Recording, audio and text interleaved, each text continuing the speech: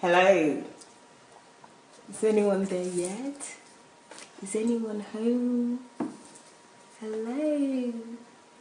Hello. Who's joining us this evening? Rochelle White, champion. Good evening, Rochelle. How are you today? I hope you are well. Pastor Nikki, yay! Daniel, how are you? Good evening. Ngozi, good evening. How are you? Ngozi, say good evening to you, sir. Okay. Thank you, guys. As you're coming in, you know what to do. Please share. As you're coming in. Hello, Miss Julie. Good evening. How are you? Adeola. Hello, Miss D. How are you today? Good, I hope. Hello, Lemmy. Emmanuel, good evening. Good evening, Mufelola. How are you? Oriyomi, good evening. Good evening, everyone. As you're coming in, please share. Share on your page and invite friends as well.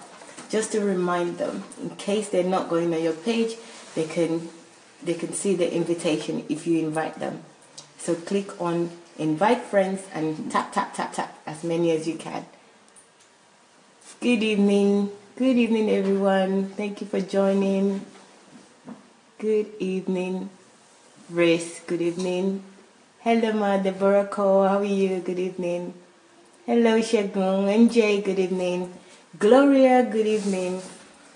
Thank you all for joining us this evening. Please share as you're coming in. Thank you so much. So how are you today? I hope you're well. I cannot keep calm again. DSA's Golden Jubilee is almost here. Yay!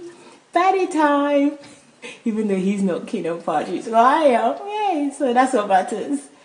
Hello, Innocent. Hello, Jane. Hello, everyone. Thank you so much for joining. Please share as you're coming in. Thank you very much. Hello, Elizabeth. Joseph, good evening. Good evening, Pastor Joseph. How are you? I hope you're all okay. So please share as you're coming in. And guys, so have you gone and checked out the link for the competition, or should we call it contest? No competition. We don't compete. We create. Someone can put the link right now. So we'll put the link again. If you haven't checked it out, where can they find it? Yes, the link is actually on DSA's page. So on this page that you're on right now is pinned at the top. So you will see the information about the contest or creating fun for us. So go ahead, please check it out. Check out the details. And there's something for everyone, so nobody would miss out. So whatever level of fun that you want to have, there's a contest for you. So please check it out and enter, because you have the ability. You can enter and win great gifts from DSA. Time with DSA, 1 hour on the phone, 1 hour on Skype. Even you can come here to Ukraine and meet with him, have dinner with him. They're great gifts, so check them out. Hello, Jane. Hello, Paul. Good evening, everyone. Thank you. I think Pastor Nikki have just posted the link onto the page. So thank you very much, Pastor Nikki. Thank you. Good evening, everyone. So, guys, let's start. Charles, good evening. So yesterday we finished on a high note as usual. We never finish low. We always finish high.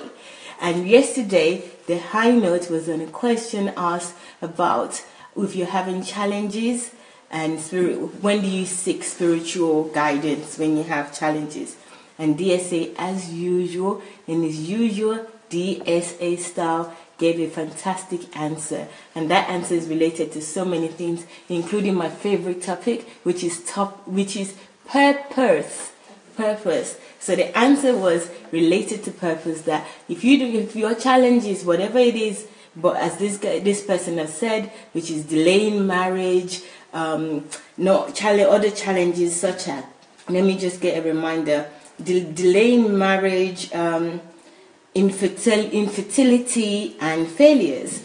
And DSA gave him such a fantastic answer that, first of all, marriage is not big deal. So don't worry about that. It's not something that needs spiritual guidance. And, the advice from Paul in the Bible that, it's not your purpose in life. Your focus should be on your purpose. And also infertility, if you don't have children, again, they're not the source of your happiness. They're not the source of you living on earth.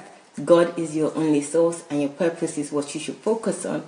And he went on to say failures. Failures is about principles. You know what to do. Find out somebody that can help you, to guide you, to help you through those challenges. So it's not anything that requires spiritual guidance, whatever that is or whatever it means to that person. It's just a matter of being pragmatic, focus on the purpose of God. So that was a fantastic answer. Obviously, he gave longer answer than I have. I just summarized it. But if you haven't seen it, or you don't know us, or you don't know what we do every evening for the next few weeks now, we started a few weeks ago and going on to the 28th of May, then please check us out.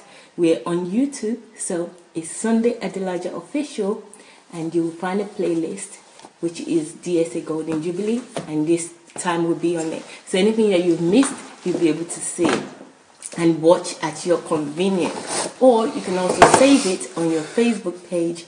You can watch it at any time, whenever you want. So those are your options. But I would advise you to check out the last few days' video. It's been great. We had one on Sunday. Do you want to mention the competition one by one? Yes, we had one last week, and it was really, really good. So please check it out. Let me go into the competition. You will not believe this competition, guys, when I tell you about it. But most of you know already, and it's already pinged as well. But I'll just go through it again very quickly before we start, because once we start, we probably won't have time for anything else other than get on with questions and answers. So this one is, okay. So it's a competition that 50 people can win.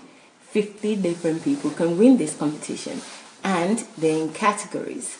There are different criteria, so I will try and say and mention them as quick as I can, but it's all detailed. There's a link on this page that you can follow to get more details. So we would so this contest, anyone that wants to take part, these are the gift that you get, or the prize that you get. Pastor Sunday's book, so you can have several Pastor Sunday's book. That's number one. Second is an hour Skype conversation with Dr. Sunday. Yippee yippee. Dr. Sunday and Pastor Sunday, I use it interchangeably, is the same person, in case you don't know anyone out there. So pardon me, I will mostly use Dr. Sunday because that's the name on his page, but I sometimes say Pastor Sunday. And also, you can also win a personal visit to here in Ukraine, in Kyiv. So you can visit here and meet with him and spend time with him. Have one-to-one with him. And then there's lunch in Kyiv here. So if you come here, you would always have lunch as well. But you can have a one-to-one lunch again with him. And then there's a personal question time. So you can have your own 1 hour question time. Ask him any question you want to ask him, about yourself, about him, about life in general. You know already how intelligent he is. You know he's a holistic, 360, fully loaded guy. So you can ask him as many questions as you want about anything. You know, that's a walking, living encyclopedia. So go ahead and enter these competitions. So these are five prizes that I've just mentioned there. And these are the things that you need to do. So these are the criteria. So 7 best doers. So that means 7 people can win this. And doers, what we mean by best doers is people who have accomplished the most projects after Dr. Sunday's teaching. So whatever you've been listening, however you've been listening to him over the last year or year and a half now, whatever you've accomplished or what you have accomplished, take away whatever, because it must be great.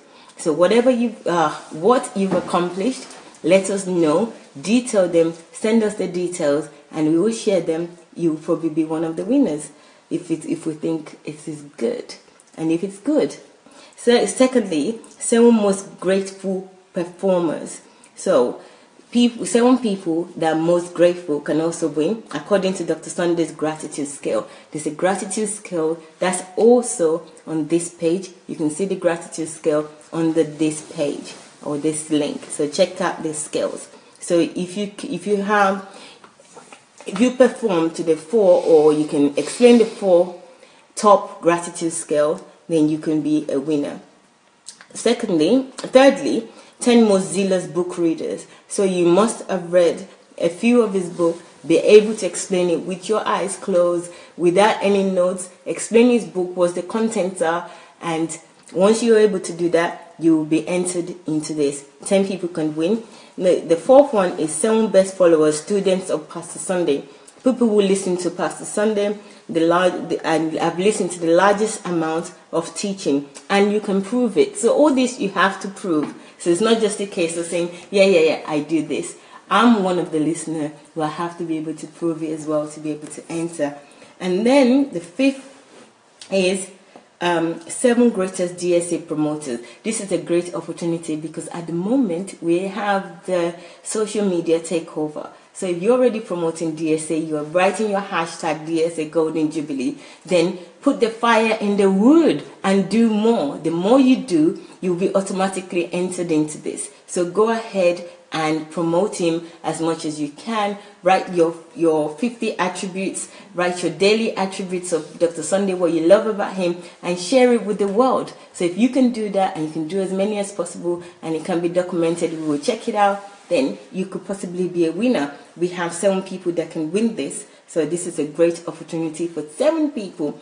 And then we have 7 best creator of 5-minute videos with lessons from DS's teaching. This will be a great opportunity also to start a video. If you haven't ever done a video before, put a video together, just 5 minutes of what you've learned from Dr. Sunday. Just 5 minutes.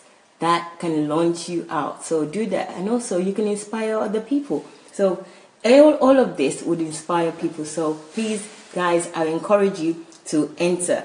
And the 7th one, which is 5 best DSA video biography. So if you can create a video biography, if you're a graphic designer, or even if you're not, you're just an enthusiast that loves to design or put things together, then you know all his history, his story, his background. So go ahead and enter into this.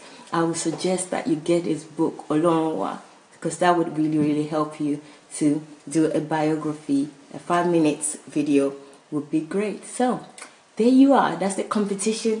Obviously, there are more details to it, and you need to go and check it out. I'll be here all day.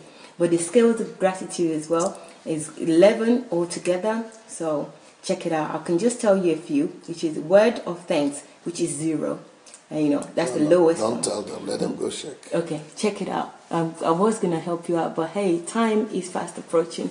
So we got to start. Dun, dun, dun, dun, dun, dun. I'm looking forward to today and the questions. Yeah. And guys, please send your questions right now or as we're going. You know what to do. Write Q, colon, and your questions so that we can identify them very quickly in the trail of comments. So do that as soon as you have a question. Please do that. And remember, please make sure that most of these questions are tailored for Dr. Sunday and is about Dr. Sunday's life, not the random one that is about Ask Dr. Sunday or Ask Pastor Sunday, which you do on Fridays. But this one is about Dr. Sunday and his life and his ministry. So go ahead and ask the questions. So without further ado, I'm going to start now with the first question. So I didn't actually ask Dr. Sunday to say hello to you, so I'm going to do that right now. Yes, sir, go on. Bless you guys. How are you all doing today? Oh, look at that. Bless you guys. How you all doing today? Isn't it so cool? It makes me laugh sometimes. That's the woman fashion of it. That's not the way I did it. That's the way it sounds. But it's nice. Anyways, bless you. Okay, the first question today, sir. It says, since Pastor Sunday is preaching a lot on finding self and purpose. On what? On finding self and purpose. Since you preach a lot about that. how do we then handle the animalistic urge of wanting to have sex? Shouldn't we marry because of shouldn't we marry because of sex? I think this person means, should we marry because of sex? If many marriages are really a source of pain, what about the Christian singles that are sexually frustrated, adopted from analytical thinking, checking the opposite side of information? Yes, beautiful. Yeah, I like this question. Beautiful question. So, but what whoever is saying this is trying to tell us is that the reason why most people marry is for sex. So the argument I'm hearing right now is that sex is the main reason for marriage. And that most people who are actually saying they got the will of God for marriage, they want to marry, they want to have children, they want to have this and that, mainly it's just for sex. If that's the bottom line, then let's face it. So I think that marriage should be much more than sex. I believe that actually, what you maybe some of you would not know, and what those people who are married should know, is that sex in marriage, and actually, sex is blown out of proportion. Sex, the place of sex is overemphasized, or what Overrated. is it? Overrated. Sex is overrated. And that's why many people want to engage in sex, because it's overrated. But let me tell you the truth about sex. Once you marry, you will discover that sex is only amounts to 1 to 2% of your time together in all your married life. 1 to 2%. Finish. Oh. So what will we be doing the rest of the time? You think. You think. So it's not as important anymore once you are married as it looks like from outside. So if you want to marry now because of that sex, you have just put yourself in a prison yard. You've just put yourself in some crazy prison. You will be frustrated. That is one problem about sex. So you don't marry because of sex. Number 2 reason why you don't marry because of sex is that, especially if you're a woman, if you marry because of sex, you will be so frustrated.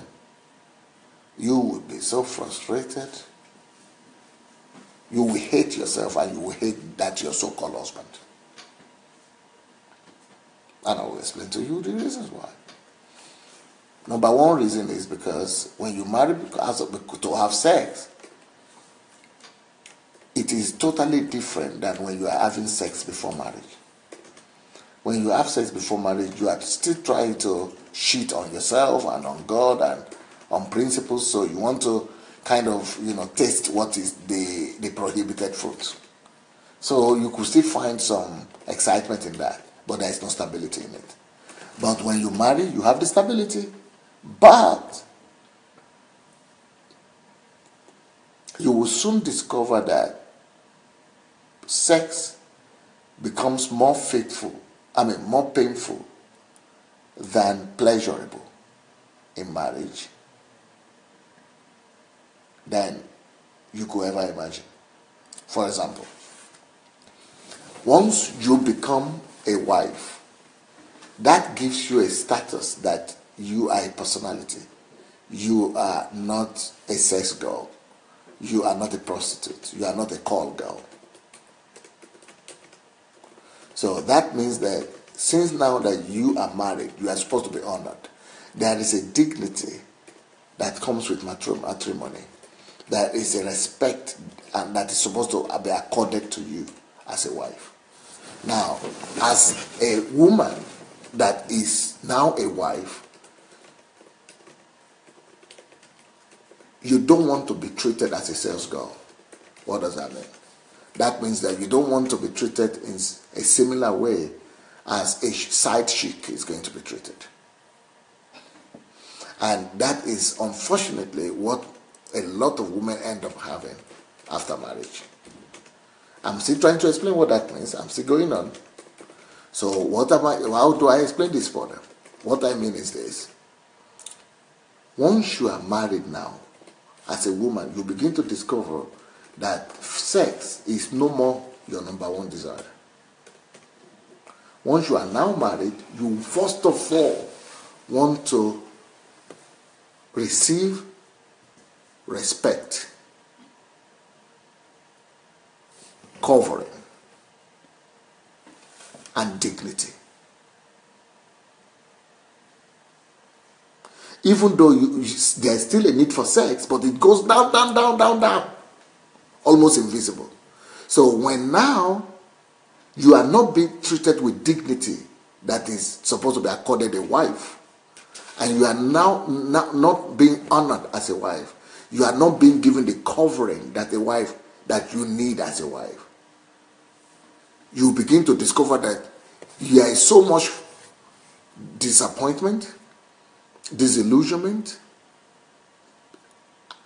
frustration, anger, because why should I come and tie down my life with you and say I become your wife and say that I'm married to you? I tied down my life, I gave up my life to come after you, and now I'm not being accorded the honor of a matrimonial partner or of a wife.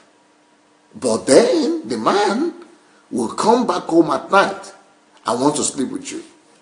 Why? You have not called me, you have not accorded me any honor or respect, you have not shown me tenderness, you have not shown me any kind of romantic attitude, you have not shown me companionship, you have not shown me tenderness, fondness, you have not shown me covering, you have not shown me protection, you have not secured me, you have not appeased me, you have not comforted me. So you just want me to be dragging me to the bed whenever you are having your own biological or instinct. So whenever you have your own reflexes, you want me to be there to service you. Go and get a machine. That will do a better job. That will be a better job. Sex machine, things like that they are calling. She is not a sex machine. The difference between a human being and a sex machine is that a human being, a woman, needs honor, needs respect. So if you are going to marry for sex, you will forget immediately about the need for sex. It will just evaporate. You will even forget that you have desire for sex again after marriage.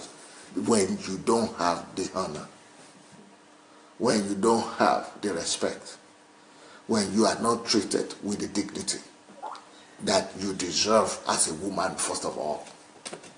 Once you don't have that, it will kill that lack of fulfillment and that lack of satisfaction, inner fulfillment as a woman, and acceptance will kill your sexual urge altogether. That is the reason for men to know why a lot of women always say when it's time for sex, or when you are thinking it's time for sex, that they're having a headache, or they're having a whole month-long menstruation. But you just finished menstruation. I said, no, I didn't finish, just started. But how? Last week you were having menstruation too now. I told you I'm supposed to have seen how long does menstruation take them.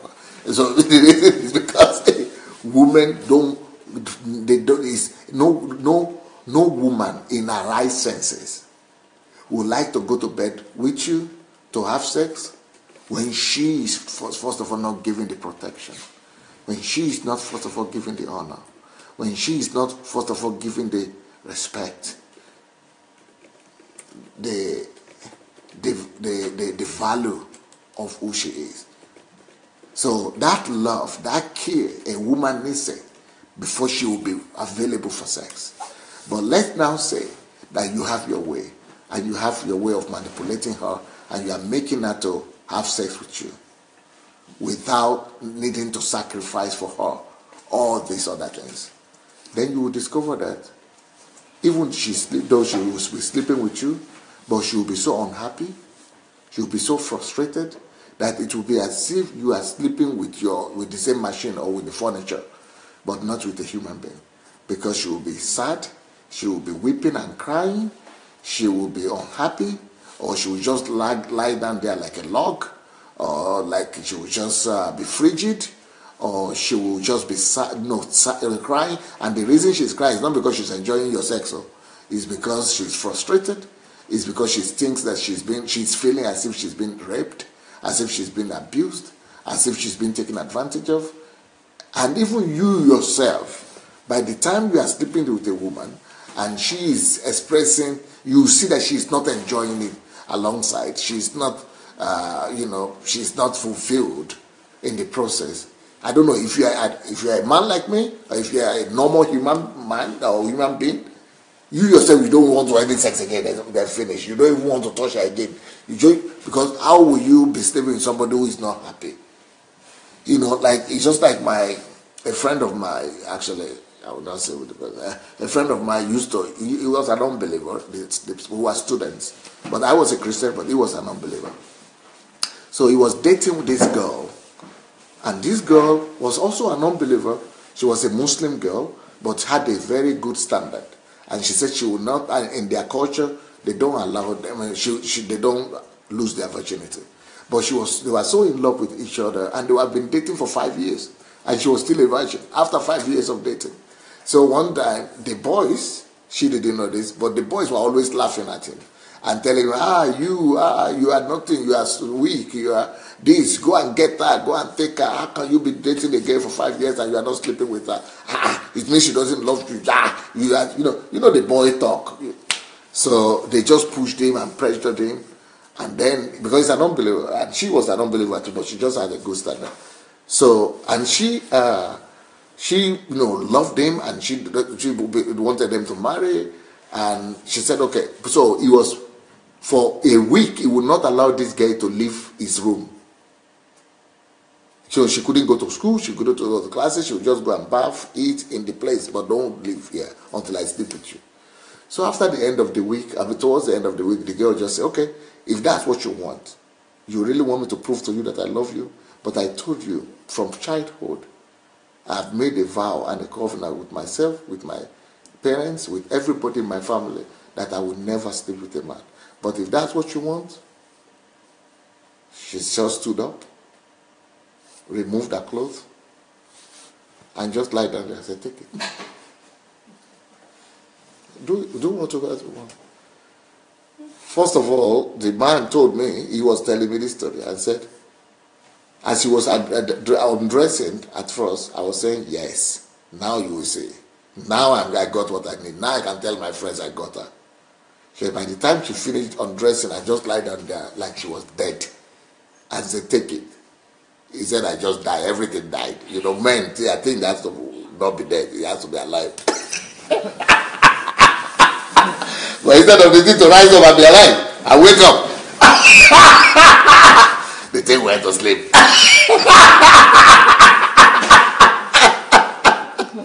He said, I tried to take her. I said, this day, he said, I just, you know what, I just told her that I went to sleep. And what am I saying? A normal human being, you will not, unless you are a rapist or you are somebody that is violent or that is something crazy, but you will not be happy too if your wife is not happy. So marriage takes more than sex. Now, I know the next question that will come is, if we are not going to marry because of sex, because you are marrying for sex, you are taking a lot of things I could talk about this. That there are a lot of things that you need more than sex in marriage. Like I said, just 1 to 2%. So if you are not going to marry for sex, and we are not, should we just remain single? How do we then meet our sexual desires, our sexual needs? That is now the question, probably, that many will ask. That is a big question that I don't know how to answer myself. Because I now, from your answer, from your question, I now discover that, and I've been asked this question by Pastor Sufficient before. Somebody asked, not by her, but she was hosting me one time, asked Pastor Sunday when somebody asked this question. So she was asking the question that, okay, so what should single Christians do if they have sexual desires, if they will not put marriage as first? So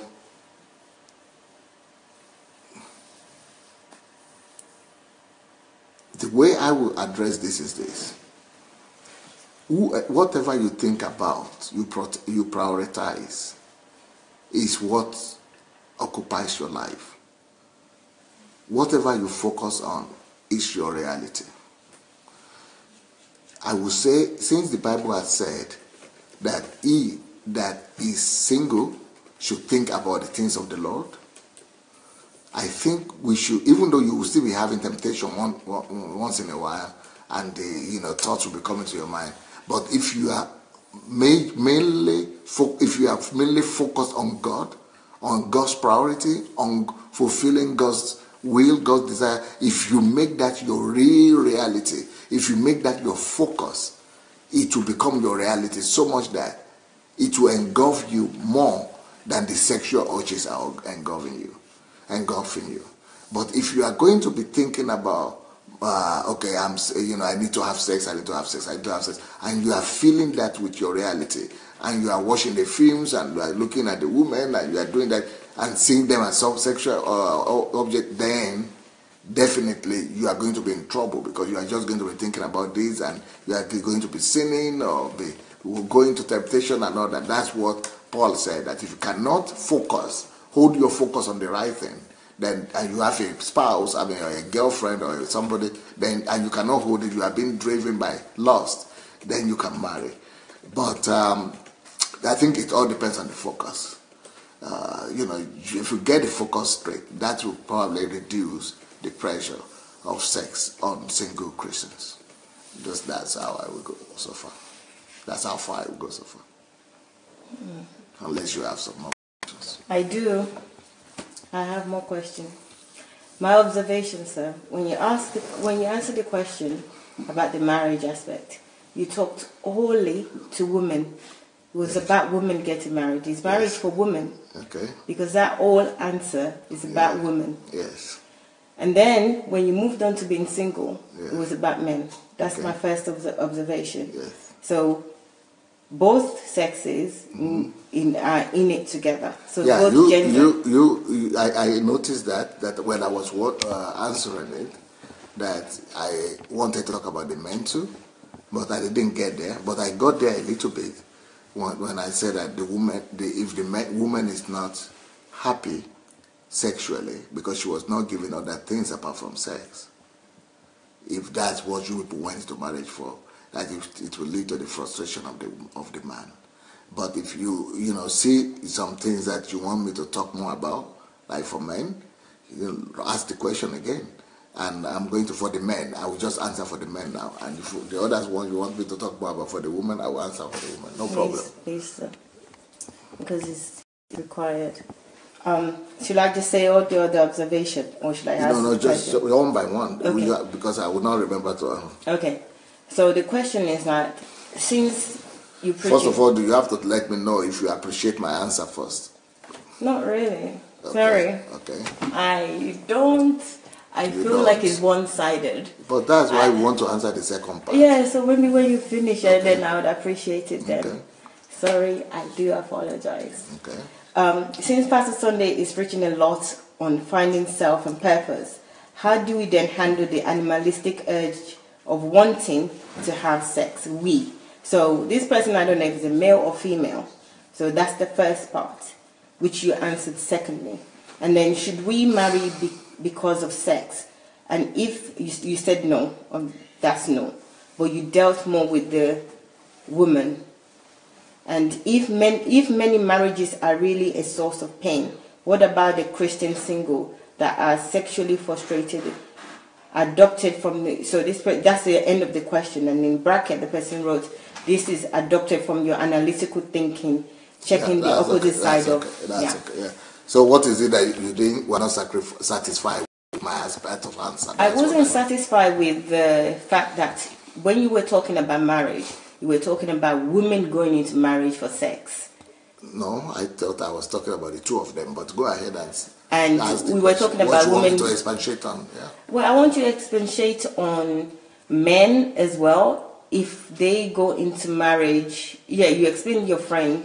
That explained it a little bit. Okay. But for me, all I'm hearing, the emphasis is on a woman being in marriage and unhappy. The emphasis was not much on a man. It's like a man needing the woman for sex. Whereas no, men, that's exactly why I spoke about the men, about the woman aspect. Why I'm saying is that women must be given something more than sex. Okay, all right, that's one aspect, right? And that even though if the woman is not happy, and that the men will not be happy too. But I could talk about the men's aspect of why they should go into for sex also. Yes, I would like that. Please. So you want me to emphasize more? Yes. On why men shouldn't go into marriage for sex. Okay, let's do it. Okay. The pressure for the men to go into marriage for sex is greater than it is for women. Because men are sexually driven, while women are love driven. As unbelievable as this might sound to some people, because it goes against the stereotype of the society. And the stereotype of the society is that women are the ones who are sex driven. But it's really not true. Women are love driven and men are the ones who are sex driven. So people think that women are prostitutes, and so because they are sex driven, but it's really not true. Women are not promiscuous by nature. The people who are promiscuous by nature are the men.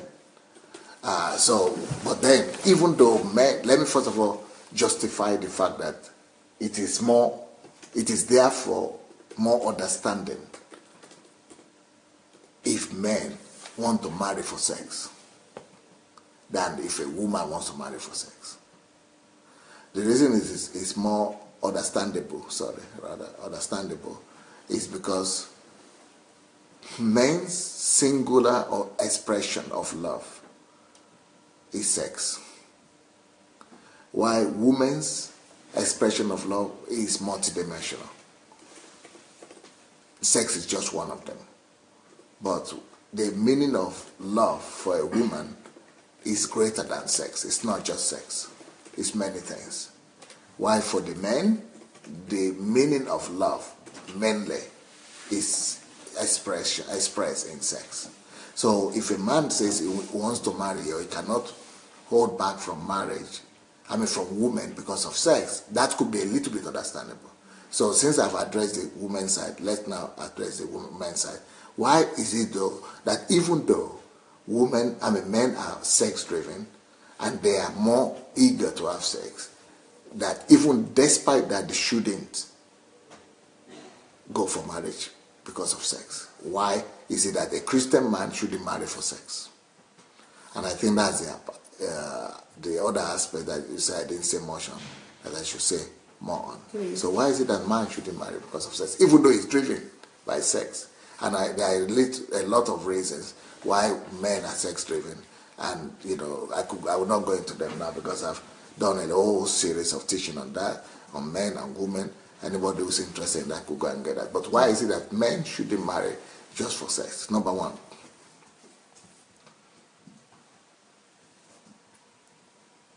when you marry for sex, you are married, especially a Christian, you are married to a woman.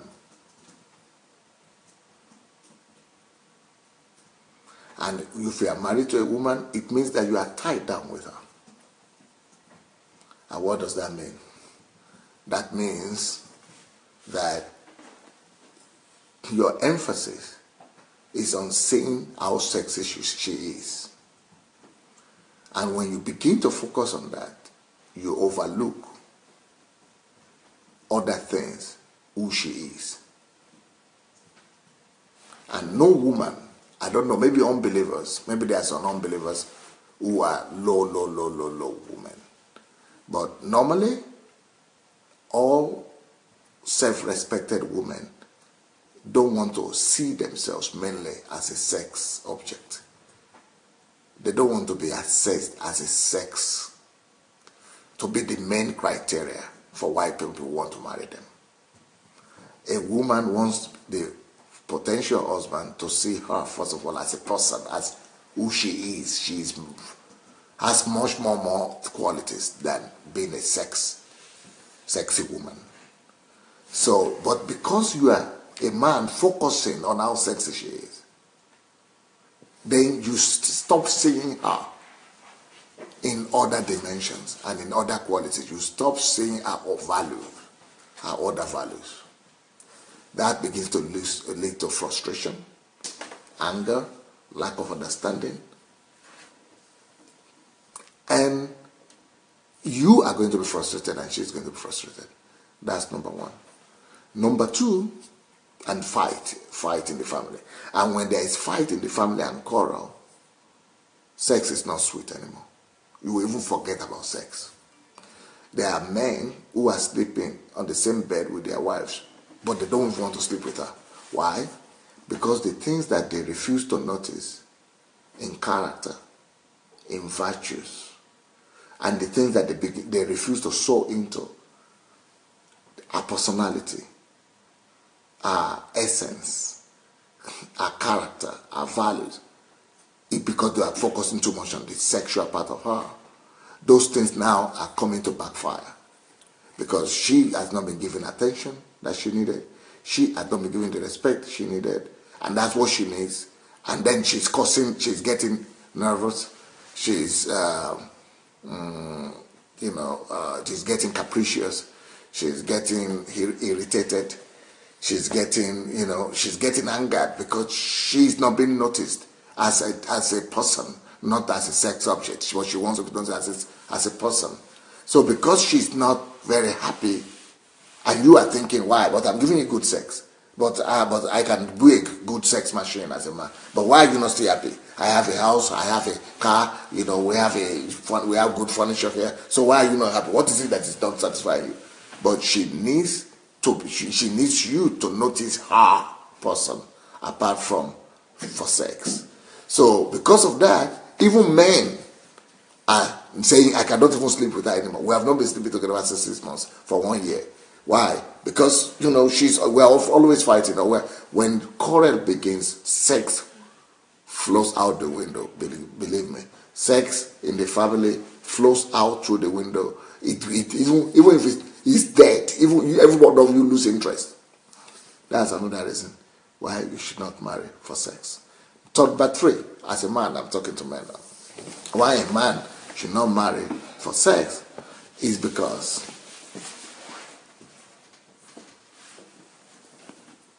no matter who you marry, even if you marry Miss World,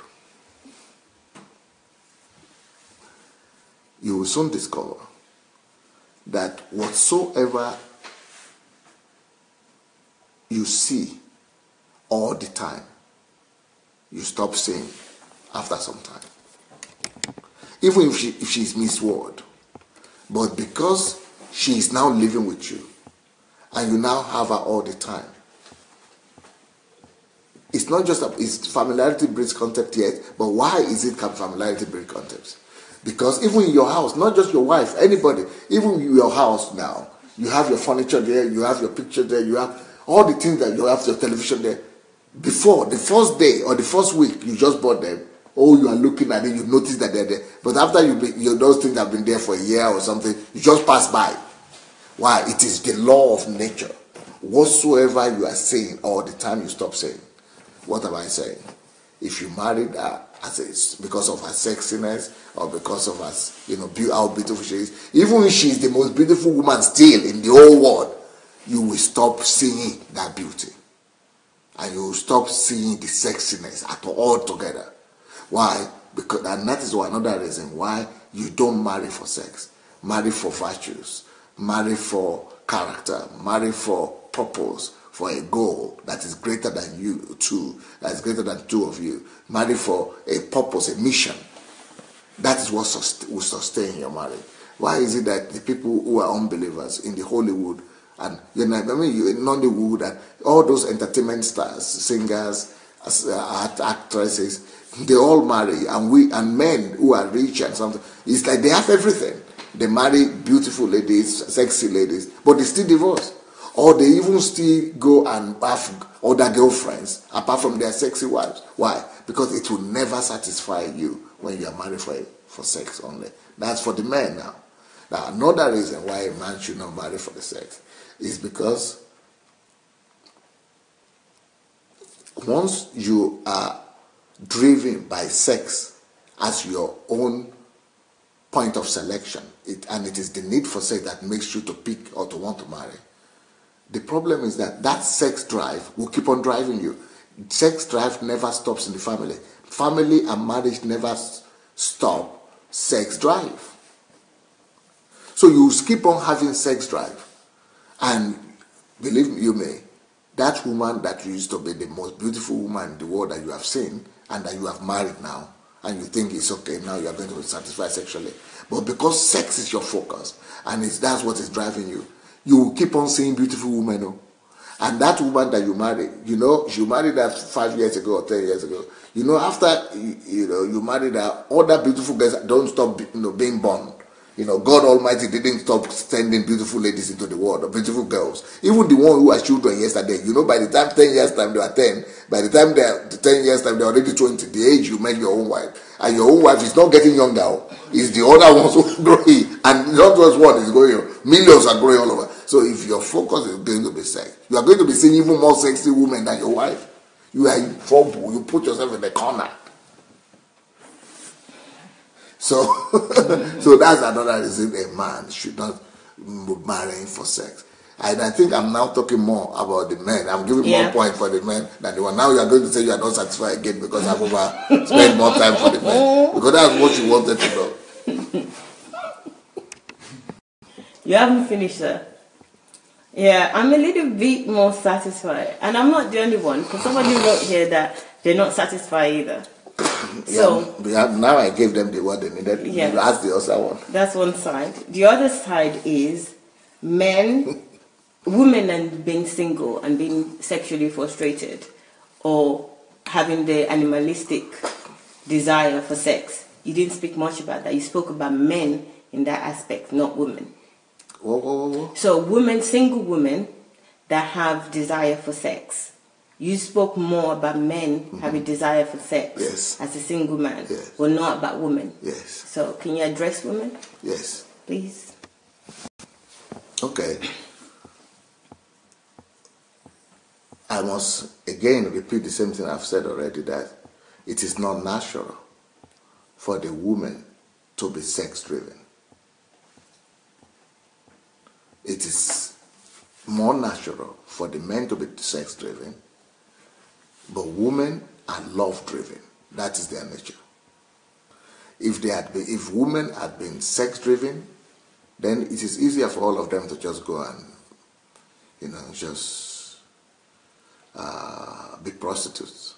But they are not sex-driven, they are love-driven. At the end of the day, every woman would rather want to marry than just engage in sex. Even though she might be engaging in sex, but most women who are engaging in sex before marriage or out of marriage, they are doing it because of one frustration or the other. And they are doing it because some pressure are on them or the other. But really, a woman is feeling more comfortable when she's having her own home. A woman is more satisfied, more happy. Any woman, even a prostitute, wants to have her own home. And that's why I'm saying they are more family-driven, they are more love-driven, more love-focused than sex-focused. Now, let me now address the issue of sex for the woman and the sex drive and sex craze of the women that we are witnessing today. And even though this thing I'm going to say, a lot of people are going to find it strange because of the world we are living in. And some women will even disagree with me. But how will I affirm my authority for you to believe me? But I will just say, believe you me. What I'm saying, I'm right about it. Even though you are a woman that is sex-driven, you are the one who is not right about it. But the fact that women today want to have sex, and that question that Pastor Sufficient asked me, it was all about that as well. what about women that want to have sex? They want to have their sex needs met. But the real reason is that in the real, I don't deny it that there are women now who are sex driven and who want to have sex. They feel like they want to have sex all the time, or they want to have sex. It's not, I don't say they are not there. They are there, and they are becoming more and more by the day. But it's not natural. That's what I'm saying. And what is more natural for them is to be loved. What is more natural for them is to be taken into marriage and to form a home. That's what is more natural for the woman. But because of the world we are living in, why is it then that we have so many women now that want to have sex? Women now want to have sex like crazy, especially go to secondary schools, go to universities, go to colleges. Women want to have sex left and right, upstairs, and some people just want to say, I'm crazy, I want to have sex. In fact, I've had issues like that when women were coming to me when I was a student in university, especially. I used to, they used to come to me and say, please, I want to have sex with you. But I know that that's not what she needs. Even though she's feeling like that, and she feels she needs it, but I know that's not what she needs. Now, what is it that, okay, I've told you what the woman needs, but why is it that these occurrences happen? Why is it that these things happen that women want sex? The only reason a woman is thinking like that she needs sex and she wants sex, is because she doesn't know what I know. And she doesn't know herself. That's the first reason. A woman that thinks that she needs sex and she wants sex, even though she's not married, is because she doesn't know her composition even. That woman doesn't know who a woman is. Even though she's a female, she's a girl, or she's a woman, but she still doesn't know who a woman is. She doesn't know the composition of a woman. She doesn't know herself. She's a blind woman. She's not just ignorant. She's not just an ignorant woman, but she's a dull, lost woman. She's a lost woman. She has lost her humanity. And I will explain to you why. The reason a woman would think like that she needs sex, and why there are so many now that are thinking they need sex, is one, because she doesn't know who she is. She has lost herself. So all women have lost themselves. Most women, yes. Second reason why a woman thinks she needs sex, and she needs sex, and she's not going to marry because of sex, is because of it's because of media. The media world that we are living in today has actually not just destroyed the woman, the nature of women as God created them to be, but the media has enforced a strange culture, a strange nature upon women of today. What the women that say they want sex, there are two things that are driving them. One, media. Check it out and gather 1 million women today and ask them. You will see that I am right. They are not right. The reason why they want sex is either because she has been watching TV a lot, or she has been watching a lot of series, movies, where there have been scenes of intimacy and love and emotion and things like that has made her to create imagery, or what they call it, fantasy, in her mind. So she has put herself in a compromised state. As soon as that woman stops watching those movies, stops creating those scenarios and images, and putting herself in a compromised place of fantasizing, you will discover that is not going to be a priority anymore. That desire for the sex disappears. She becomes whole again. She needs deliverance. Not from demons, but deliverance, like I'm telling you right now. She's been contaminated. She's been, what do you call contamination? There's another word for it. She's been exposed to damages. She's been polluted. Yes, she has been polluted. Those things that cause her to think about imagery and fantasy, they are pollution. She has polluted. All the women today that are asking for sex, that are being driven by sex, they have been polluted. Believe me. This is scientific. It could be scientifically proven. Number two, what is making any woman to be sex driven and to be wanting to marry for sex or to learn to have sleep or have sex is because of media, and it could be video films, series, television programs, or it could be musical programs, or any of those things that bring out our sensuality and arouse her, unduly, because she has exposed herself to it. The number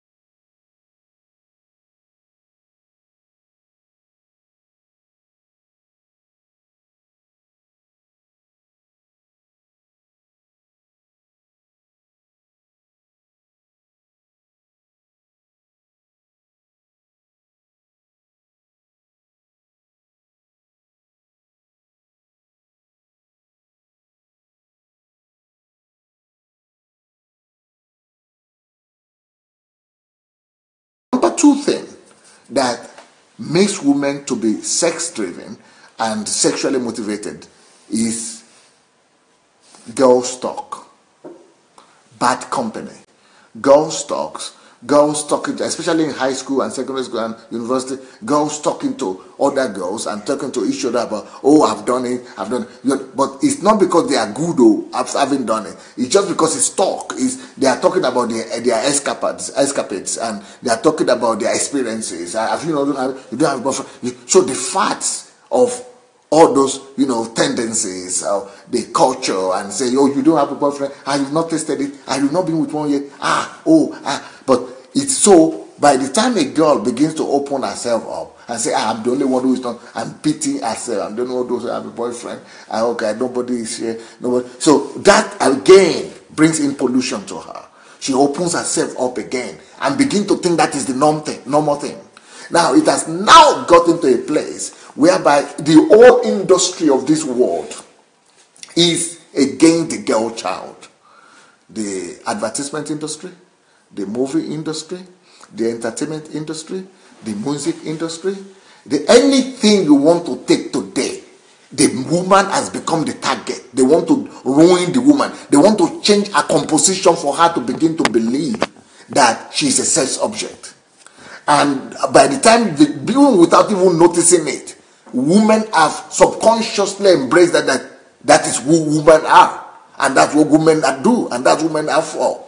I'm supposed to excite men. I'm supposed to entertain men. I'm supposed to be loved by men, to be accepted by men. I'm supposed to have sex. That's what women, everybody is doing it. I will not do it their way. I will not, but I will do my own more decent. So at least I need a man, or I need a husband, or I need a boyfriend. I need something. That is what pushes them. But in their nature, or the depth of depth, a woman wants to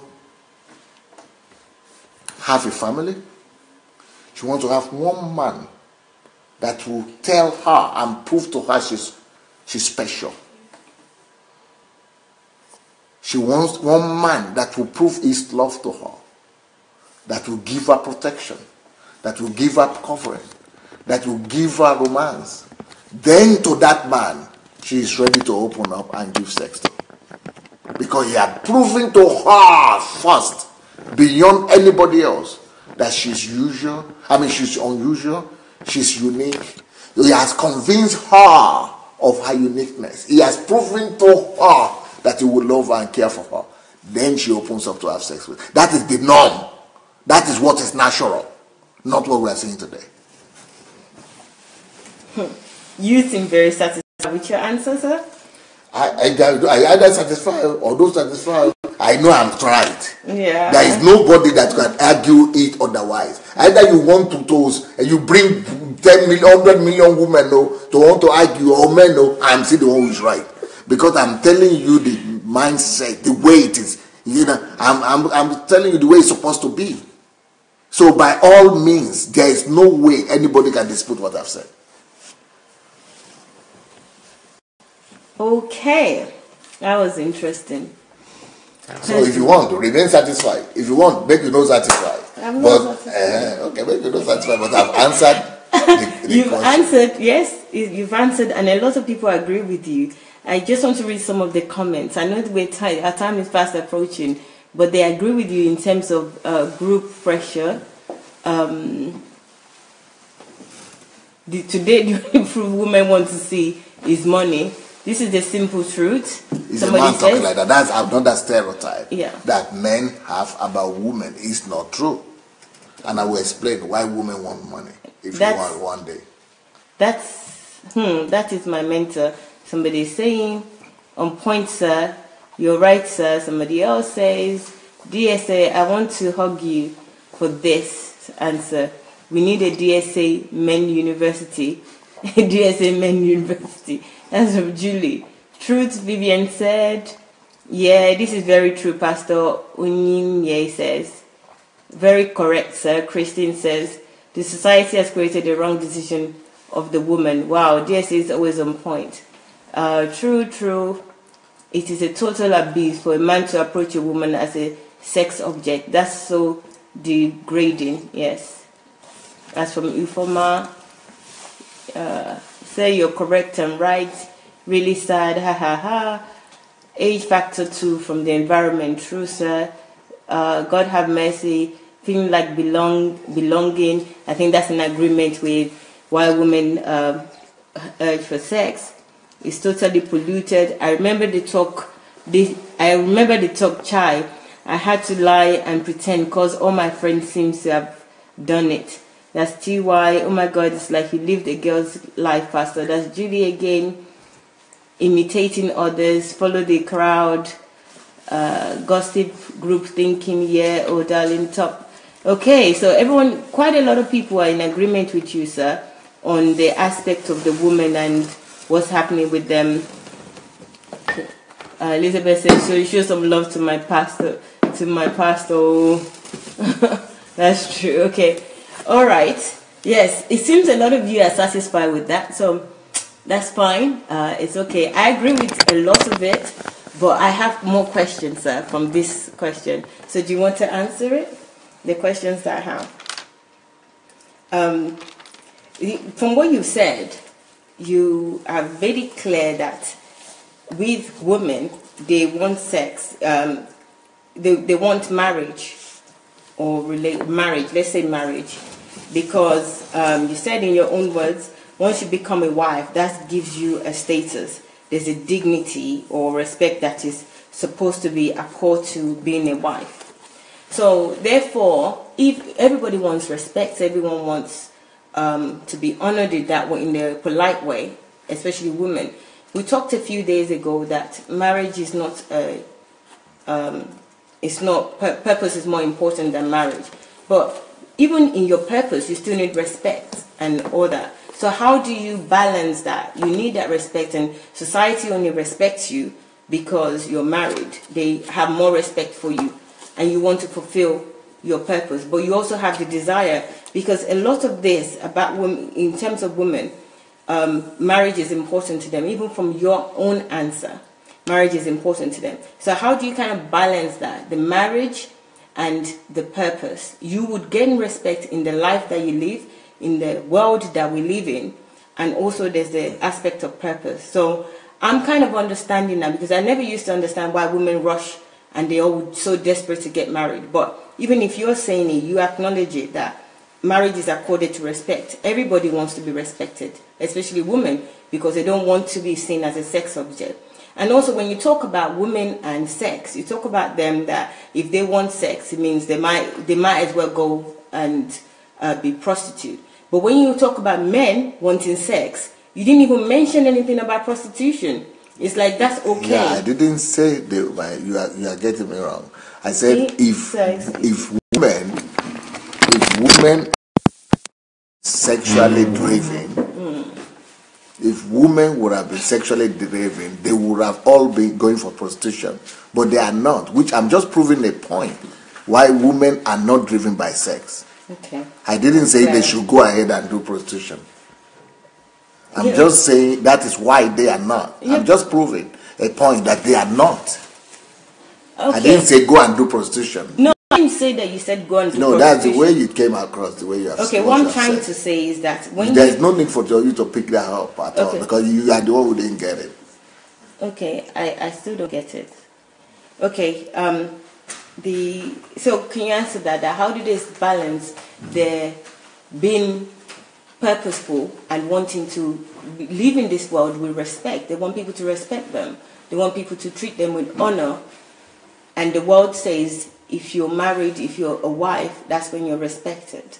So how do you balance that? Yeah, it means also that's another area you again didn't get what I said.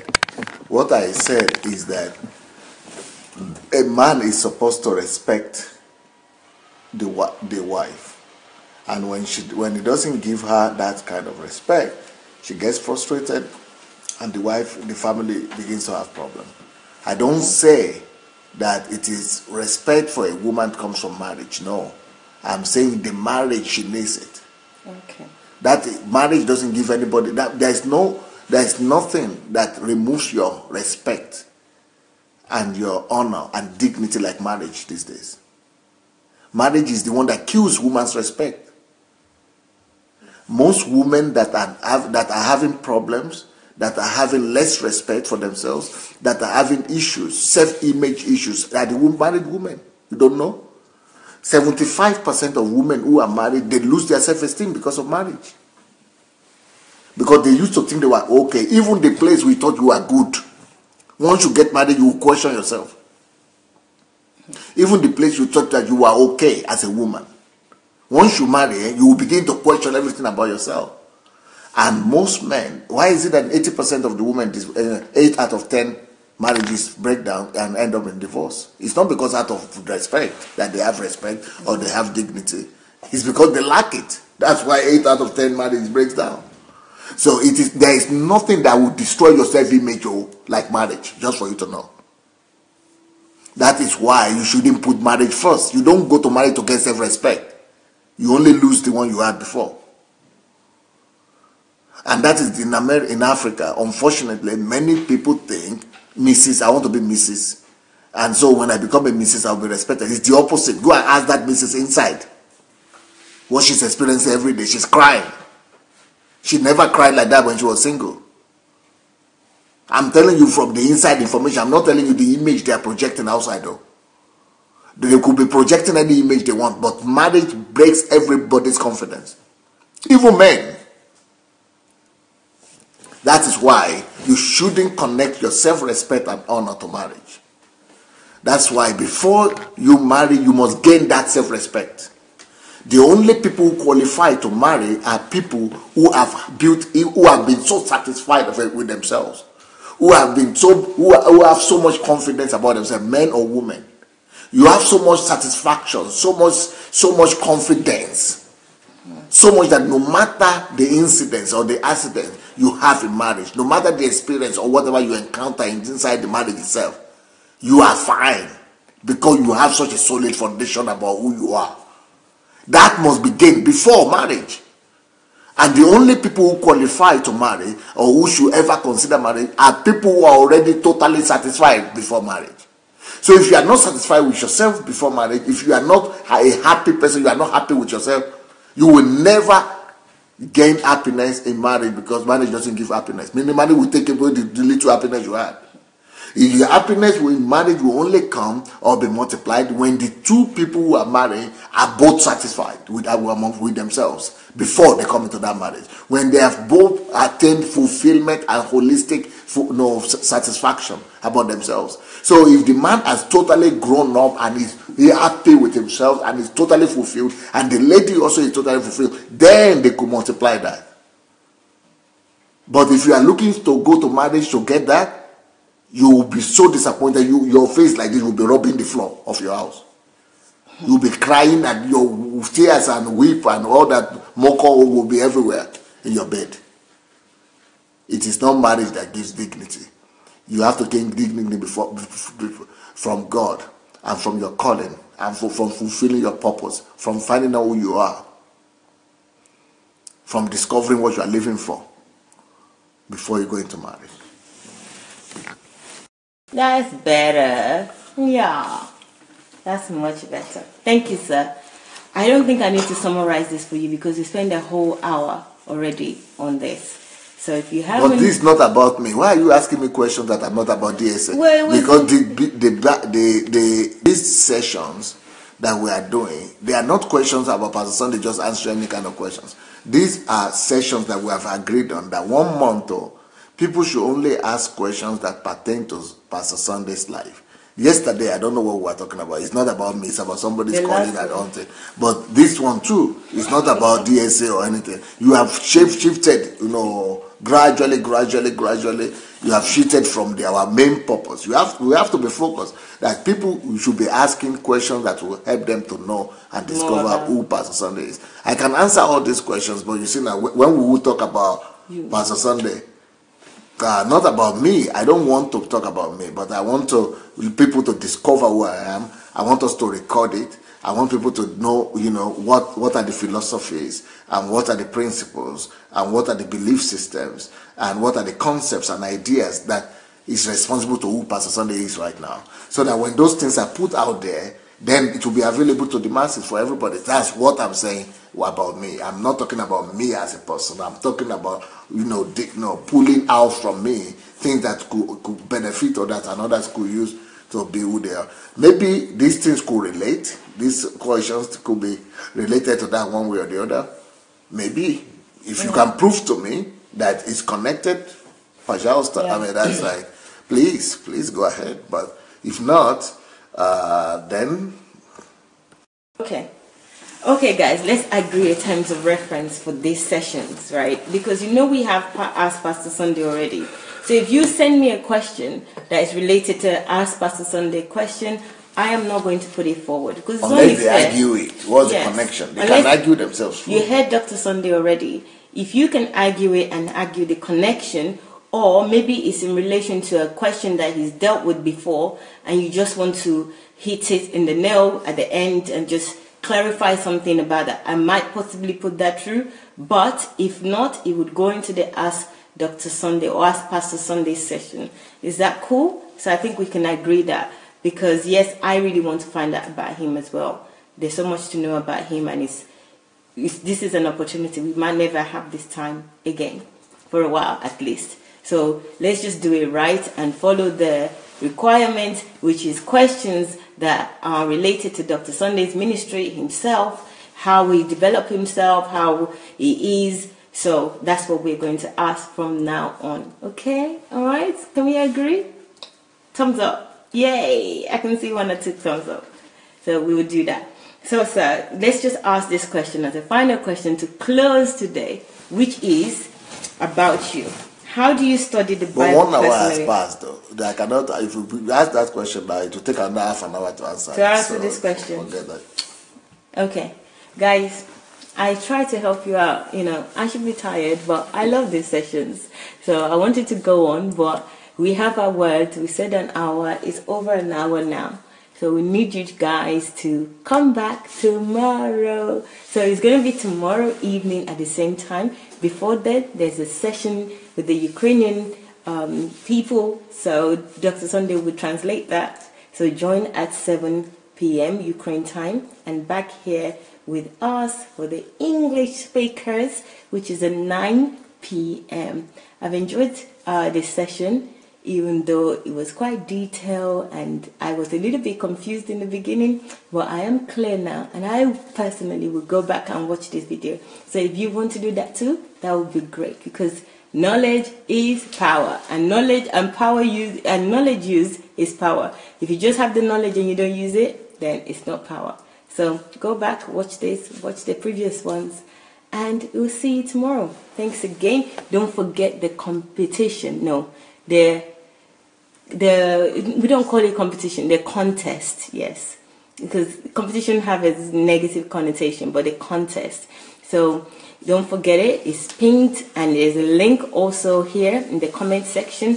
Check it out, and there's also a pink, so check it out. Check out the detail, enter the great prices. So it would be great to have 1 or 2 or 3 or 4 or 5 of you here in Ukraine. And also question time, 1 hour on the phone with Dr. Sunday on Skype. He doesn't have a phone, as you already know.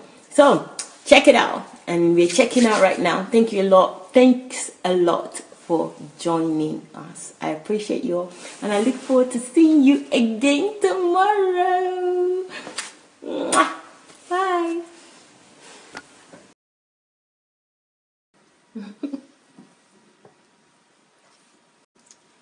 Okay, no one is down yet.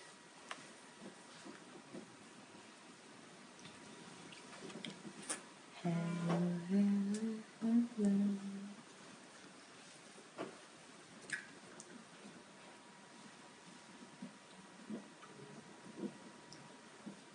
Yay! Who's the first person?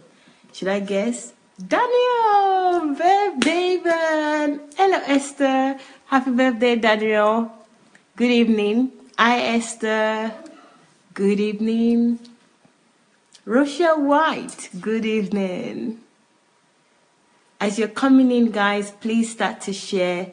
Patty, good evening. How are you? Oriyomi, good evening. Please start to share as you're coming in, guys. Please. Thank you.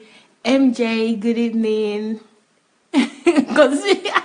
Hello, Queen Conspicuous Maya. Good evening. Good evening, Michael. Oriyomi again, good evening. Oriyomi saying good evening, DSA. Faith, how are you? Good evening. Hello, hello, hello. Welcome. Good evening, everyone. As you're coming in, can you please share on your page and also invite your friends? MA, good evening. How are you guys? I hope you've had a lovely day today. Hello, Abo. How are you? You're putting your number here. Good. Olayinka, good evening. Gift Blessing, good evening. Mijule, how are you? I hope you're okay. Good evening, everybody. As you're coming in, please again, can you share this? MJ, thank you. Good evening. MJ saying good. DSA, how has your day been, sir? He's nodding. Yes. Good evening. Good evening. Oh, thank you, Daniel. That's really nice of you to say. Good evening, Deborah Cole. Good evening, Ma. Gift again. Thank you, Gift, for sharing. Gift is shared. Can you all please share, please? Chioma, good evening. How are you? I hope you're all okay. Thank you for joining us this evening. It's going to be another explosive evening. DSA never disappoints. Actually surprises me every time. So, Osas, good evening. Kels, how are you? Good evening. Good evening, everyone. Thank you for joining. It's great to have you all with us this evening. So, please share so that we can have more people. Before I do the announcement, you know what's happening? We've just started a conquest. Conquest? Yes, competition. Which I don't like to call a competition, so I'll say a contest. Not conquest. We're not fighting anybody, no. It's a contest, all right? You don't have to win anything. Contest. We started a few days ago. So, guys, there's so much to win, and it's so impressive. So let me start with that as people are coming in so that we can all join in this amazing, amazing prize. So what's the gift? DSA, of course, is his golden jubilee. So the gift will be him. And it's in many ways, not just in one way. We are going to win, number one, any of Pastor Sunday's book. Not one, not two, we don't know. So you can have Pastor Sunday's books. That's the first gift.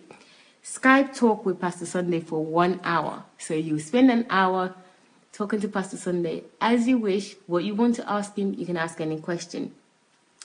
Be Pastor Sunday's personal visitor. So you can come over here to Kyiv, Ukraine, and spend time with Pastor Sunday. So that's a fantastic gift. That's an amazing gift, actually. So that's number 3. And then there's another gift, which is lunch with Pastor Sunday. Obviously, you'll be here in Kyiv. So that's another opportunity for some sets of people as well to be here so that they can have lunch with Pastor Sunday. And then there's a personal question time. So this type of question time that we're having, you would have it all to yourself. You will sit down and have 1 hour of questioning Dr. Sunday, asking any question that you want. That's an amazing, personal, bespoke question time just for you or whoever wins. But there must be something that you need to do to achieve any of this. So let's go. What do we need to do? That's the criteria. The first one, which is the category of the competition or the contest, which is 7 best doers. So what do we mean by best doers? People who have accomplished the most projects after the teaching of Pastor Sunday.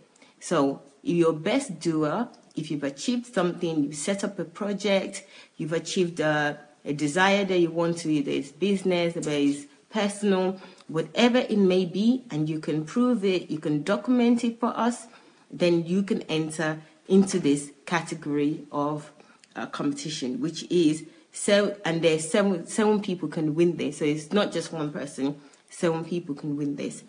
Secondly, there's another one, which is 7 most grateful performers. Right, this is really interesting. Not only that you will learn this scale of gratitude, but if you can also prove the scale of gratitude, the top 3 scale, and prove it, then you can also be a winner. So Dr. Sunday has got scale of gratitude. It's 11 points. You can read it. There's a link below, so you can read it. There's also a link on Dr. Sunday's page. You can have a look and see what the scale is. And if you can prove that, then you can enter into this competition. Number 3, 10 most zealous book readers. So these are people that have read most of Dr. Sunday's book, and they can put it down in a note, explain what the points are in the books, in the various books. So you have to have read several books and put the points down in a note or in a sort of essay, whichever one you prefer, and send it to us. If you're one of those people, this is a category for you. And then there's another one, 7 best followers / student of Dr. Sunday. So people who have listened to the largest amount of Dr. Sunday's teaching. I think that's most people that are here. You would have listened to, if you've been listening to Dr. Sunday since he started broadcasting last year, then you are automatically entered into this. You just need to put your name forward And also, you need to be able to tell us, is teaching anyone that you desire, just tell us about it and prove it with your notes. That this is what you've learned, this is what you've listened to, this recording. It's so easy. You can go on YouTube, Sunday Adelaja Official. Everyone can enter into this. Sunday Adelaja Official, there's a playlist. You can listen to any playlist that you like. And here you go. You can enter this competition. The answers are there. This is like a competition that everything is available for you. And then there's another one, 7 best creator of 5 videos with lessons from Dr. Sunday Adelaja's teaching. So if you can create a 5-minute video with lessons from Dr. Sunday Adelaja's teaching, this is so easy because you will know what his lessons are. They're mainly about values, they're about God, kingdom. If you can create a 5-minute video on this, then enter. Da-da-da-da-da. And then there's another one, 7 greatest DSA promoters. So however you want to promote DSA, it's up to you. So if you can promote him and you can document that as well.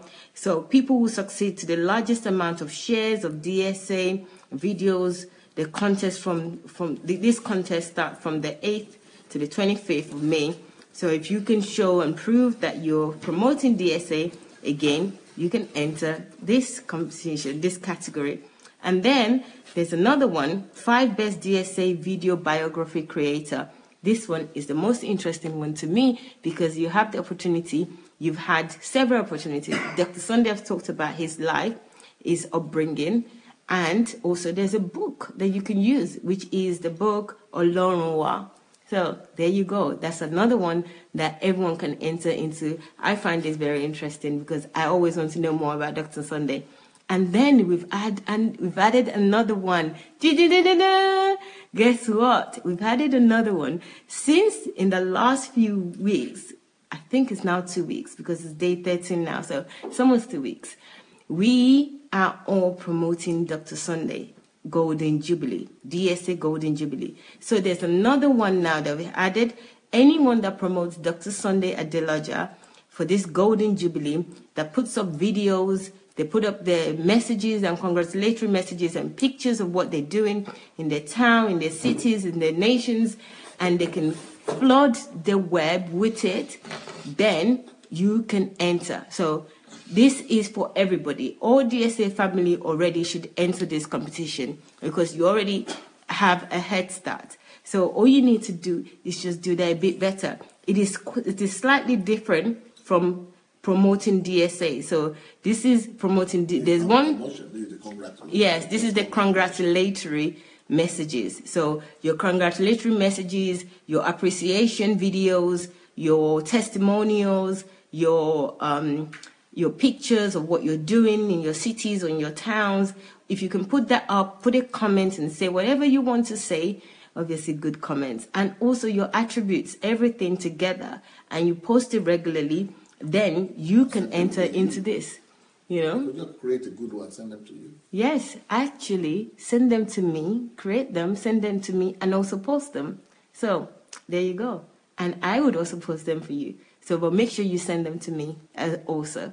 So you know my email address is DSA50, DSA50FIFTY@gmail.com. So that's the announcement regarding this competition.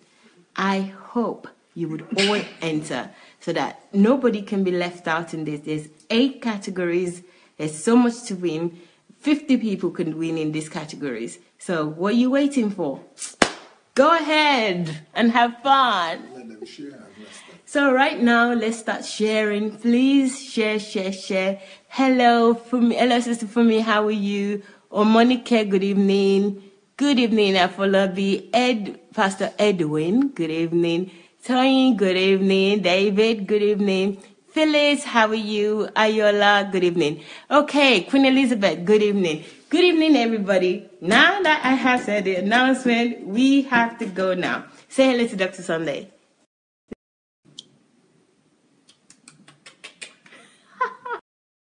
You just said hello like the Queen of England, like this. Did you see? These things are fine. Okay. Dr. Sunday think I'm wasting your time, but I'm not trying to waste your time. I'm just too excited because I love this question time. So let's go now. The first question, sir, is how do you study the Bible personally, considering your depth of insight into the same scripture that everyone reads? How do you study the Bible? Okay, the way I study the Bible is the way I do everything. I try to do everything meticulously. I try to do everything in a very detailed manner. I try to, give my best in everything I do. And if you study the Bible like that, and not just the Bible, but everything you read and you study, if you do it with that kind of attitude, you will always see what other people don't see. It's like Albert Einstein said. He said that people always ask me, how is it that you are able to discover in science and physics what all other scientists have not been able to discover? And he told them that the difference between me and other scientists is because it's like looking for a pin in a garbage box. So the pin, it's very difficult to find a pin in the garbage box, in the trash box. And he said, but because for you to find a pin in a trash box, you've got to take out every paper, open it up, and see if the pin is there. You've got to take out everything apart in that trash. And trash and garbage is what people don't like to go into. People don't like garbages, people don't like trash, people don't like to get their hands dirty or soiled. But to really be great and to be able to discover what others have not been able to, you must be willing to go to the hard places, to the unpopular places, to be able to be unpopular. So you are, for example, whenever you begin to unravel the trash box or garbage box, everybody around you begin to run away because it's smelling. It's unpleasant. It's not a place where you are being celebrated, where they're clapping for you. It's not a place where you are smelling well. I mean, things are just bad when you are in a trash box. So that's why Albert Einstein used that illustration, that it's like looking for a pin in a trash box. So when as you are placing everything and putting them apart and searching inside, you will discover that not too many people want to stay there for long. So what Albert Einstein said is that in that process, most scientists just give up. People will rather go to the office or to the lecture room where they will be treated, where they could just do their job. But not too many people want to go through the hard, unpopular activities to really become who they need to become. Same thing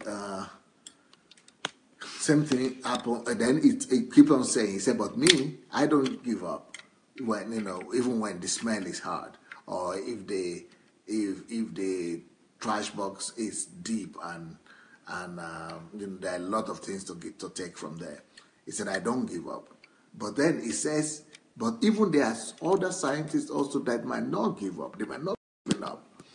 Even when they don't give up in the beginning, because of the because of the smell, and because of the challenge, and because of the, just the atmosphere of the trash, even when they don't give up, that they keep on working. Let's say I and the other scientists will keep on digging into the trash box and looking for the pin. He says, whenever any of the other scientists discover at last one pin, they jump up and begin to run and say, oh, Eureka, I got it, I got the pin, look at the pin. He said that is where most scientists stop digging. They dig until they find one pin. Once they find that needle, they just take off and begin to say, wow, I am Dr. this, I'm Professor this, I'm Nobel Prize this and that. He said, but me, this is where I really differ. And this is what really differentiates me from all other scientists. He said, but in my own case, when I find the pin or the needle, I say, okay, I found this needle, then I take that needle and put it aside. And I tell myself, what about in case there is any other needle inside? Even though they didn't tell me there are others, but I just tell myself, what about in case I could find another one? So I keep on digging and taking myself through the labor and through the rigor of, the smell, the bad, soiling of your hands, and getting your hands dirty, and the meticulousness of going through every paper, and I keep on digging. Albert Einstein says, then when I keep on digging, then it just so happened that even though I was not told that there's another one, but it just so happens time and time again that I find another needle. And even when after finding the second needle, I say, wow, it's time to rest, and it's time to, go and take a good time and celebrate. He said, if I celebrate, now what about if there is another needle in that place? No, let me just postpone the celebration. Let me just keep on looking again. So he keeps on digging until he finds the third needle. And he says, until I find a fourth needle, and I keep on digging until I get to the bottom of the matter. He said, that's why I'm Albert Einstein that discovers all these laws in physics. He said it has always been there. The laws have always been there. But other people don't want to get their hands dirty. Other people don't want to dig. Other people don't want to hang around where it's smelling. Other people don't want to work for too long or deny themselves. And even those who want to do that, they find one and give up. But I keep on going. Maybe just in case, there is yet another needle hiding in that place until I get to the bottom of the trash box and I unravel it and I say, yes, now I'm satisfied. Now I can go celebrate. I think I'm more like that. So how do I study the Bible? How do I study every other thing? How do I do every other thing? It's similar to that illustration. So that illustration from Albert Einstein probably describes the most why Pastor Sunday kind of so different. Thank you, sir. That was interesting. The analogy and the explanation there was quite detailed. So, sir, I still want to ask a question about this, which is, you explain how Albert Einstein does his, which is researching and finding out things, but the Bible is slightly different because, yes, you can use the same principle. When do you know to stop? Because also it's an inspirational book. He's digging and finding something. When do you stop? How do you realize that this one is it? This is it. This is the truth. This is what I'm looking for. Because, he's looking for a product or he's looking for an idea. He finds the first one, finds the second, the fourth, until he digs to the bottom. How do you know with the Bible? Because this is a specific thing, which is Bible. It's different, slightly. I get the principle. Can you answer that, please? I'm not sure I understand what you want, but I would try to answer as much as I understand. I think with the Bible, it's much more simpler. It's more straightforward, and it's God's word, and it's much more easier for me. And I think with physics and Albert Einstein, it needs to go to so many places to find what we can all find in the Bible. So I think it's more straightforward in the Bible. And secondly, when do I know to stop? I don't stop. You keep on every day with the Bible. You discover new things. So it's better to just keep on enjoying yourself, enjoying the trip. Why should you stop? Why should you stop the journey of discovery, the pursuit of God? There you go, guys. So let me summarize this. The first thing is the willingness to go to the hard places. The explanation given about Albert Einstein, which is that He digs where people are not willing to go. So the smelly places, the dustbins, not the literally dustbin, but where people are not willing to go, he will go that extra mile. But what really struck me about this answer is that once he's found something, he doesn't live on the glory of, yay, I found this one thing, I'm successful. He continues. He believes that there must be more. Let me search. And I think that's a habit we all need to cultivate. Not one success and that's it. And yes, I get it, I understand. Have the mindset that there's more where it came from. Let me do my best to make sure that I can find more. So that's an interesting question. Whoever asked that question, thank you very much for that. So let's move on now. I hope you're all satisfied with that. I can't see no thumbs up, but I'm sure you are. So there's a question here, sir, which says, sir, no. Right.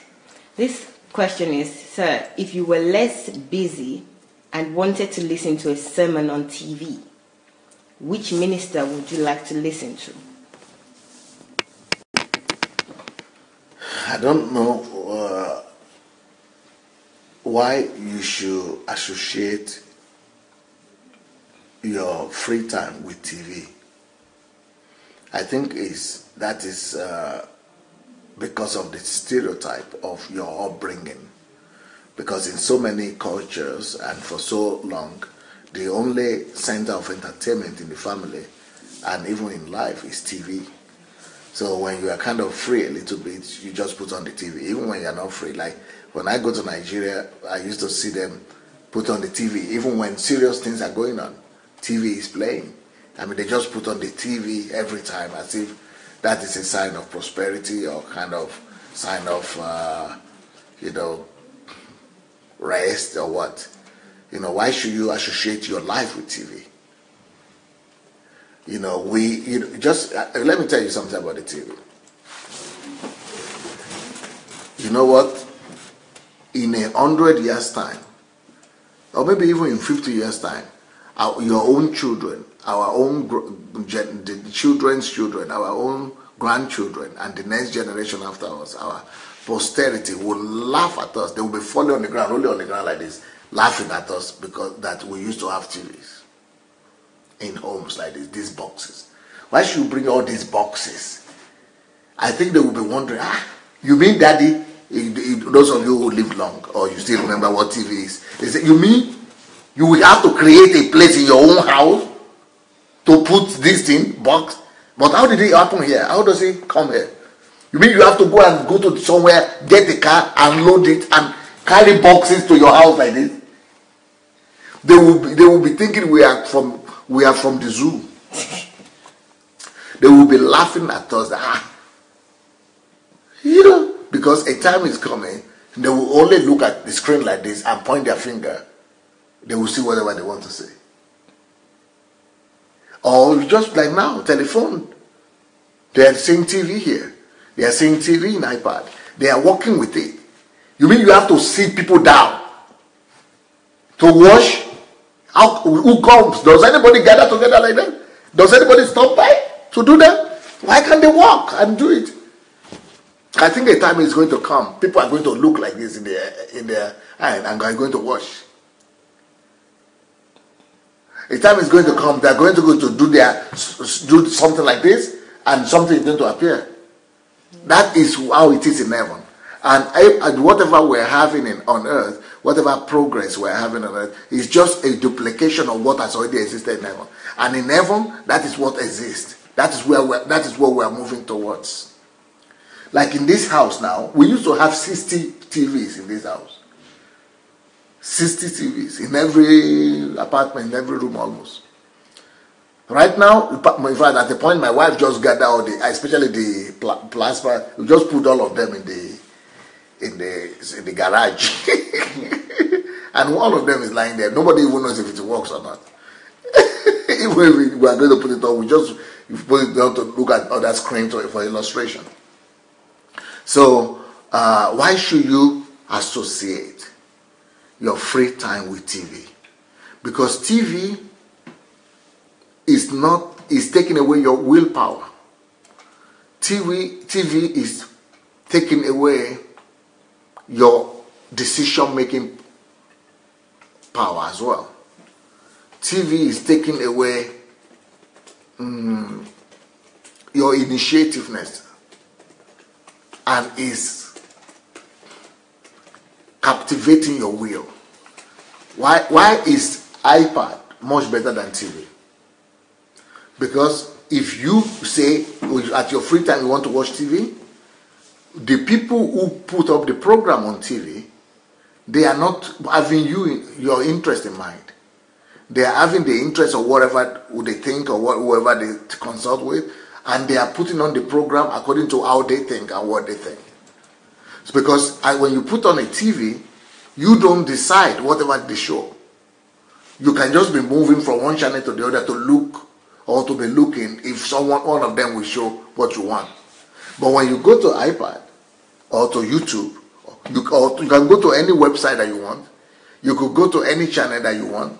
You are the boss. You are the one in charge of whatever you desire to have. But when you attach your life to TV, you are at the mercy of somebody else.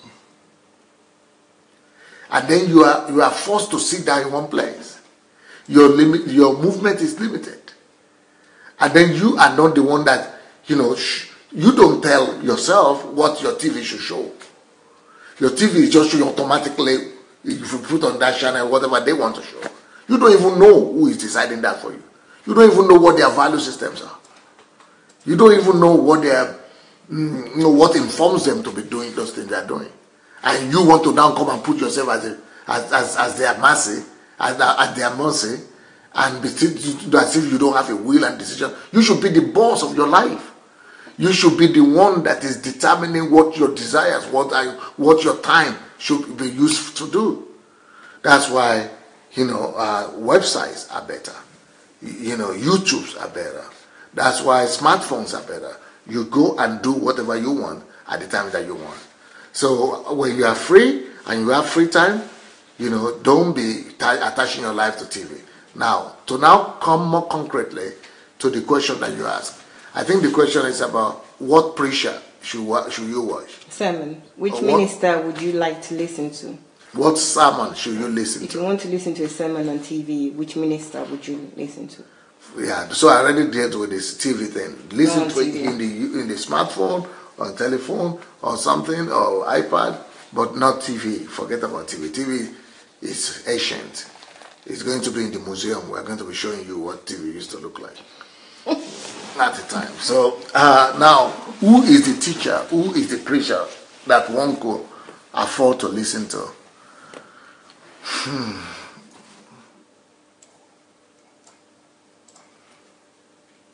Pastor Dr. Miles Monroe is a good one.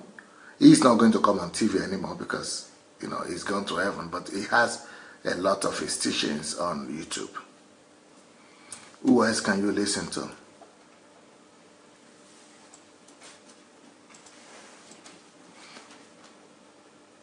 T.L. Osborne used to excite me. Idahosa was good in the subjects that he addressed. Out of the one that are living now, I don't, frankly speaking, it's just true. This is just the truth, just the truth. Out of the preachers, I don't know anyone that I would like to recommend. I heard some people talk about some people. There are two names that are coming to my mind now, but I know their names, but I've never listened to them for a long period to be able to recommend them. But I heard somebody talk good about them, about one of them, and the other one, somebody talk good about them. But I don't think I'm going to recommend them without me finding out by myself what they teach really. But otherwise, out of the ones that I know, and I know a lot. These guys too, I know them, but I just have not spent enough time to listen to whatever they are teaching.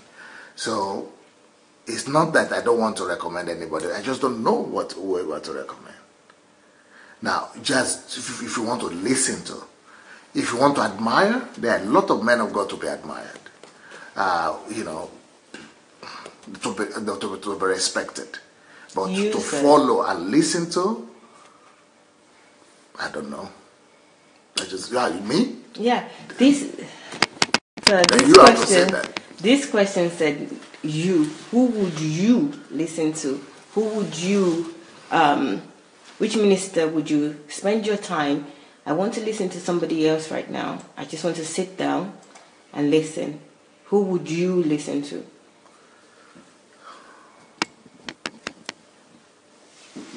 Sometimes I try to listen to different myriad of ministers just to hear what they are saying or what is going on out there.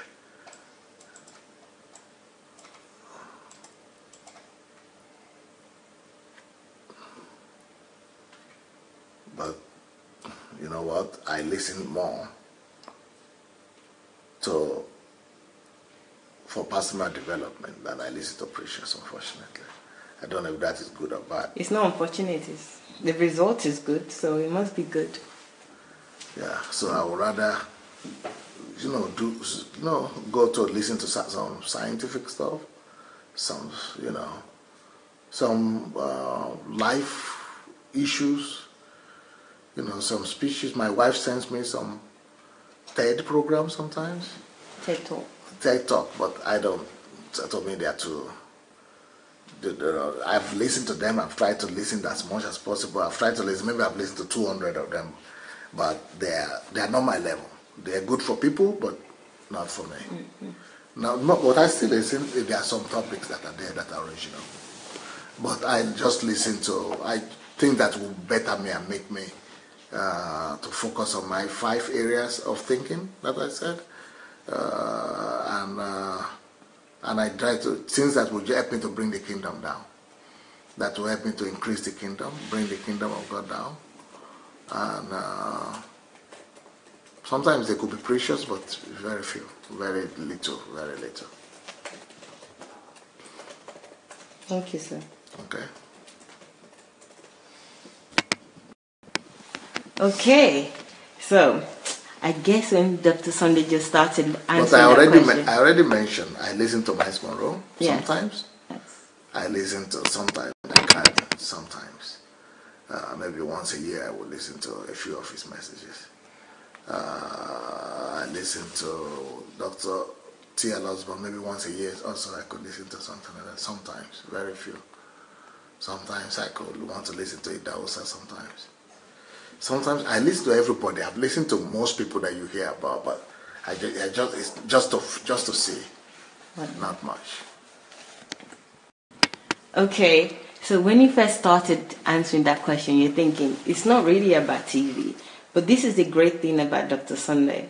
You just want to take out that ignorance of ours out of the question. He knows what the question is, but he dealt with the ignorance first, which is TV is not the main thing. But I also understand that the person that wrote this is not even about TV, just wants to know who you listen to. So and I know that he does too, but it's so full that he would answer fully, dealing with challenges or issues or anything that he identifies as a problem, he deals with it. So that's why it's also great to be here. When you're around him, you will notice things about you that you don't notice or other people observe, and they just kind of overlook, and they will give you an honest opinion about it. So it's really great. So, but let me summarize this for you, okay? So you know already that TV is not he's not keen about TV, and you've heard this before in the past as well. So I don't need to repeat that. The people that he listens to once a year or so are Miles Monroe, T.L. Osborne, and Idahosa. That's just once or twice a year. I know that he's friendly with Miles Monroe. He was friendly with Dr. Miles Monroe when he was alive. So they're great friends. He's written a book about him. Check out the book as well. It's a great book. It's actually Pastor Boss's favorite book, so it must be an amazing book. So check the book out. But the people that he listens to other people as well, but those people is just for information's sake. Just look at what they're up to, what they're doing, and it's actually answered this question in the philosophy and the grades answer we did a few days ago. That was on Sunday. That went on for almost 2 hours. So you would get a good idea in combination with this answer. You get a good idea that it's not even about pastors or preachers. It's about knowledge. It's about development of the kingdom of God. So that's what he listens to develop himself. Okay? So I hope that answers your question and you're happy with that, because I am happy with that. I have a better understanding now of who he is in terms of what he does with other preachers, or what he thinks of other preachers. There's a question that is related to this, and I would like to ask, is there any pastor in Nigeria you can identify with the message or the results? Is there anyone in Nigeria? I know Ida also is a Nigerian pastor, but he's passed away. So don't mention him. Take him out of the equation now, because you mentioned him already. So is there any living person right now that you can identify with, or you can identify with their results? You think it's living? Yes. I definitely identify with results of almost all the leading preachers in Nigeria. Their results are undeniable. And in Nigeria, almost everybody has results. Unfortunately, even people who are supposed to be like cults and demolish or devilish doctrines, all of them have results. So I don't want to use